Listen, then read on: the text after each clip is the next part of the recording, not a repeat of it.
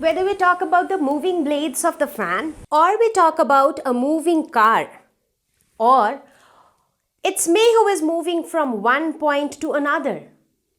So in all of these cases, we see that an object is moving from one point to another.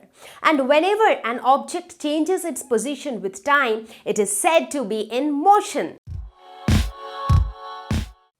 So in this video, as always, we are going to cover all the basic concepts with lots and lots of numericals. So some of the important topics that we are going to cover in this lesson are: what is motion, uniform versus non-uniform motion, describing the motion of a particle, wherein we will talk about path length, displacement, speed, velocity and acceleration, graphical interpretation of motion, wherein we'll speak about distance time graph, velocity time graph, and we will finally talk about equations of motion and uniform circular motion.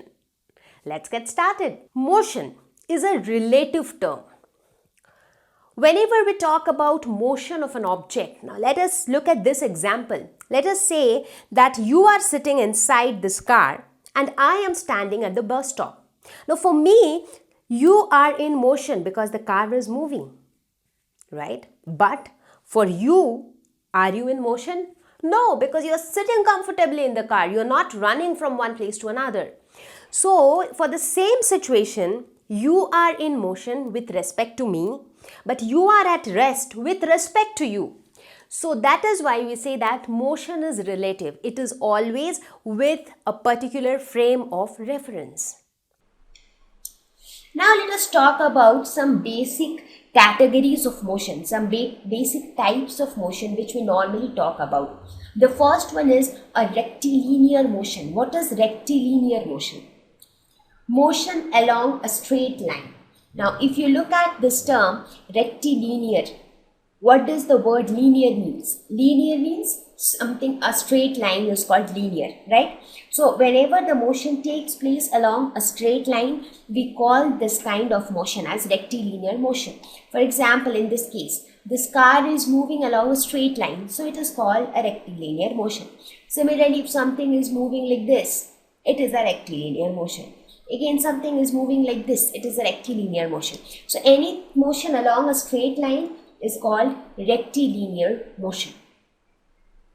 Similarly, we have another term called circular motion. It is needless to explain what is circular motion. The name itself defines it.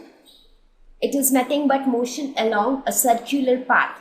For example, in this case, this car moves along a circular path. This light blue line actually describes the path along which the object is moving, or this car is moving. So this is known as circular motion. So in this lesson, we will first talk about rectilinear motion, that is motion along straight line, and towards the end of the lesson, we will talk about circular motion. Correct? Okay. So now let us see, how do we describe the motion of an object? Till now we saw what is motion, what are the two types of motion, rectilinear motion and circular motion. But now in order to understand motion in depth, we need to describe the motion of an object. There has to be certain quantities, there has to be certain physical quantities rather, which will describe the motion of an object. How will we mathematically or how will we scientifically describe the motion of an object? Let us try to understand that. Now, what do you think is the first thing that is needed in order to describe the motion of an object? Just quickly remember the definition of motion. It is change of position with time. So that means the first thing that we need is position. So in order to describe the motion, position needs to be defined. We have to define the position of the object. Position. Now what does this term position means? It refers to the point at which the object is located at a particular instant of time. For example, here you can see a small boy on a cycle. So right now the boy is at rest. So what is the position of this boy? This is the position of the boy. This is the point where the boy is located. This is the location of the boy at this point of time. Now what happens? the boy starts riding the cycle.